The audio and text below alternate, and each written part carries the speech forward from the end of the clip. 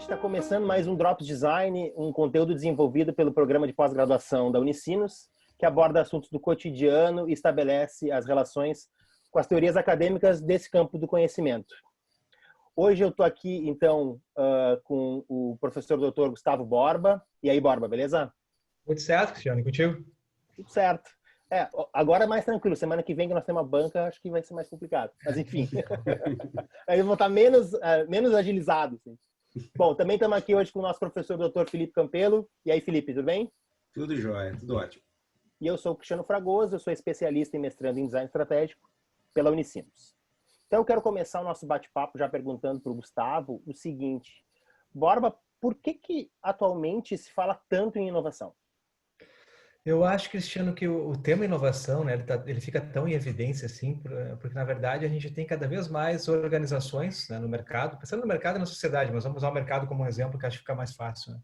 E com esse espalhamento, com a perspectiva da globalização, com a possibilidade de tu ter qualquer coisa a qualquer tempo, né? O processo de inovação ele pode não só acelerar um desenvolvimento, mas trazer a novidade. Acho que esse é o ponto central, né? Então, questões como criatividade, trazer algo único, construir um diferencial, estão vinculados a essa perspectiva de inovação. Então, acho que é um desejo da maioria das organizações buscar um processo de inovação, né, que não é tão simples assim. E do ponto de vista do design, isso se configura ainda de uma maneira mais acentuada, quando a gente pensa numa inovação orientada pelo design, que acaba projetando artefatos, metodologias, estratégias para construir algo novo com impacto, né? Acho que esse é o ponto central nesse tema. E, Borba, tu acha que esses contextos de incerteza que a gente vive hoje muito mais claramente, né, com a questão, né, atual da pandemia, da pandemia do coronavírus, isso reforça esse conceito, esse interesse por esse conceito de inovação? Eu acho bem importante isso que você está falando, Cristiano. Na verdade, assim, ó, a incerteza, né, ela reforça a necessidade de eu estar constantemente pensando diferente, né? De eu estar planejando cenários, por exemplo, que é uma forma que também a gente utiliza no design, né? Mas, por outro lado, a incerteza, ela traz junto com ela as possibilidades do erro, né? Da gente ter que ter um espaço para um processo de aprendizagem que não vai ser diretamente... A gente não chega diretamente no resultado positivo, a gente tem que passar por vários momentos, né? Então, uma organização que ela não está propensa a isso, ela pode ter uma dificuldade maior. A incerteza, ela pode ser um desequilibrador nesse sentido, né? Então, mas para quem tem uma cultura inovadora, acho que tem organizações que trabalham, obviamente, com essa cultura de inovação, a incerteza faz parte de todos os processos, né? Nesse momento que a gente está vivendo, por exemplo, na área da educação, né? A gente começou aí quando a pandemia estava no início com alto grau de incerteza, sem saber o que ia acontecer, e todo mundo começou, de alguma forma, a se reinventar. Né? Se pensar como professor, acho que a maioria dos professores viveu um momento de um certo pânico, depois um momento de apropriação de novas ferramentas, e agora eles estão construindo um novo. Acho que é um processo, né? De aprender, errar, compartilhar o que o meu colega está fazendo. Então, para mim, assim, a incerteza ela acaba sendo também relevante para que a gente possa construir um processo de inovação que vai chegar num lugar positivo. Assim. Legal. E, Felipe, me diz uma coisa, qual a relação desse tema inovação com o mercado, com as organizações? Por que tu acha que as organizações, nesse momento, e há algum tempo já esse assunto vem sendo tão trabalhado, tão em voga, por que para as organizações isso é tão central hoje em dia? Eu acho que inicialmente por uma questão de sobrevivência, né? Ou seja, se a gente fizer um corte temporal em relação ao que a gente está vivenciando nesse momento de pandemia e pelo que o Gustavo falou no que diz respeito à incerteza e lidar propriamente com algo novo, e sem propriamente estar preparado, exige um processo de repensar fazeres. Tá? Ou seja, a maneira como eu vinha trabalhando talvez não faça sentido, talvez o produto ou o serviço que eu tenha no mercado talvez não faça mais sentido, né, nesse contexto, e de alguma maneira eu tenho que desenvolver um meio de ter um processo de inovação dentro da organização, né? E aí depende do tipo de organização. O Gustavo falou em educação, mas a gente pode pensar na indústria, nos serviços, na agricultura, em qualquer contexto. Tá? Então, me parece algo imprescindível que a busca da inovação ela ocorra independente propriamente se a gente está pensando numa empresa ou até mesmo numa organização social. Legal. Deixa eu perguntar assim, mais especificamente para vocês, especificamente para o Borba, sobre competências profissionais, né? tu acha, existe algumas características principais que tu definiria de um profissional inovador? Perfeito, Cristiano. Acho que essa questão, se a gente tivesse combinado antes as perguntas, era melhor, né? Porque daí eu podia ter pensado isso Ah, dentro. mas é que faz parte do ter que buscar lá em cima do Não tem hardware. problema. Tem uma banca semana que vem que parece que eu tô, né? Então não dá nada. E eu vou aproveitar para fazer essa pergunta hoje, porque na semana que vem provavelmente eu vou estar nessa condição, né? Então, Claro, tô me vingando já por antecipação. tá bem. Mas eu acho o seguinte, acho que bom, tem muitos estudos aí, né, teóricos e práticos do ponto de vista de olhar para competências do século XXI, né? Estudos, sei lá, Finlândia, Canadá, muitos estudiosos também, se a gente olhar para professores que eu admiro bastante, como Andrew Hargreaves, Michael Fullan, e que acabam trabalhando com esse tema, assim, né? E te diria o seguinte, o processo de inovação, ele pressupõe uma abertura para o erro, acho que esse é o ponto-chave, né? Para a aprendizagem constante.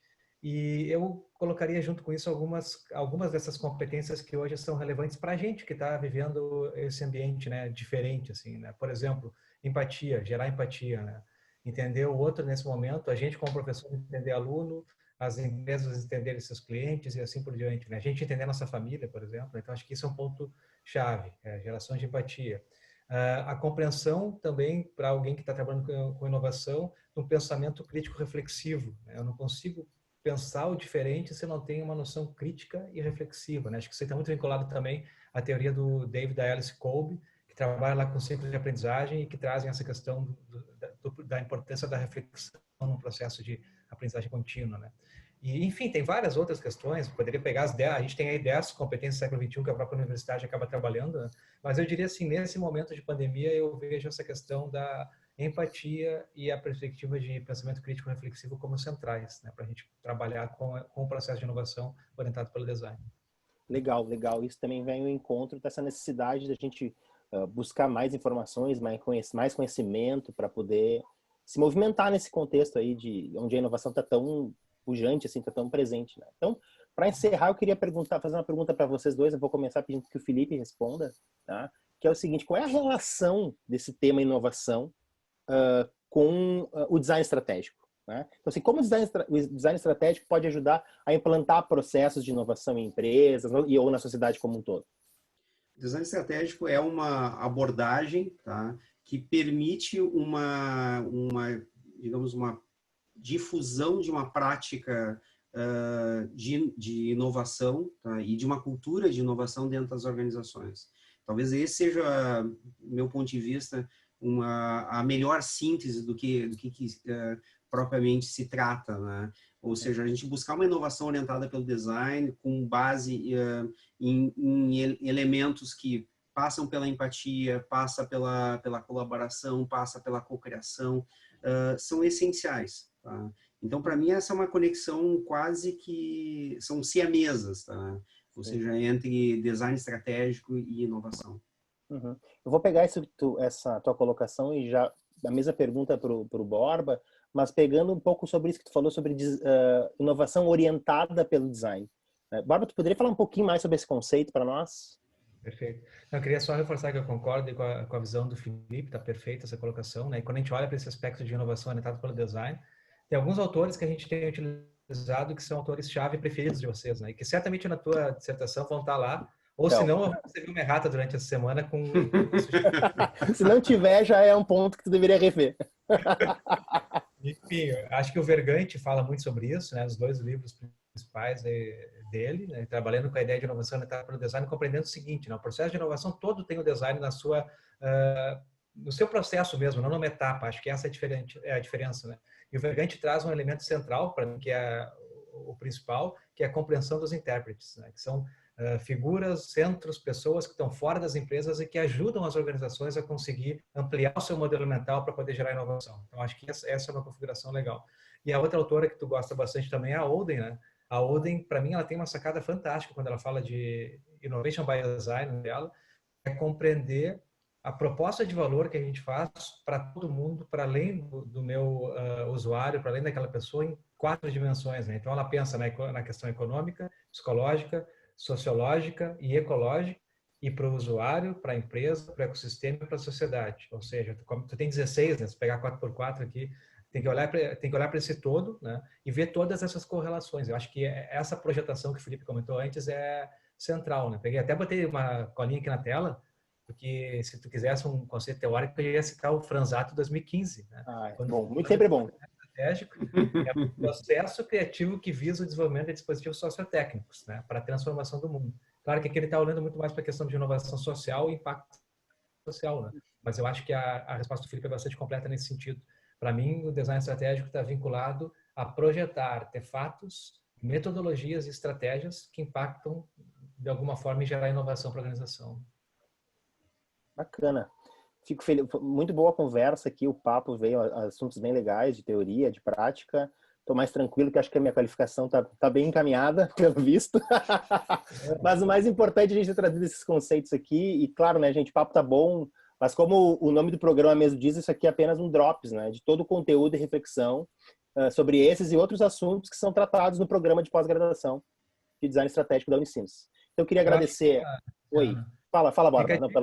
Se alguém olhar esse programa e tiver fim de um papo maior, que peça lá nos comentários uma conversa entre Felipe Campelo e Gustavo Borba com Cristiano Fragoso, após é verdade, já tem data marcada, minha qualificação, gente. Torçam por mim, com essas duas feras aqui. Mas então tá, meus queridos, deixa eu agradecer então a presença do Borba, do Gustavo Borba, do Felipe Campelo, além de convidar vocês todos aqui que estão nos assistindo para acompanhar os próximos programas Drops Design. Até a próxima, valeu! Falou. Um abraço.